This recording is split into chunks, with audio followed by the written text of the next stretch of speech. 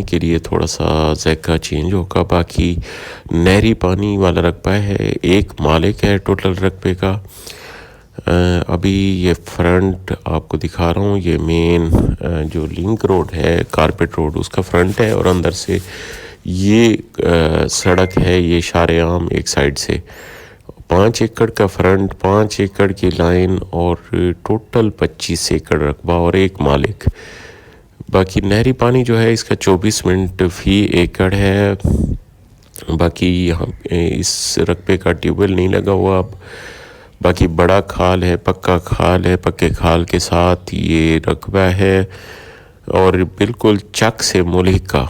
और main road जो है, मेन खानेवाल लाहौर रोड जो है उसका, उससे तकरीबन 7 किलोमीटर अंदर कारपेट रोड पे ये रकबा है। बाकी काफ़ी दिन थोड़ी सी तबीयत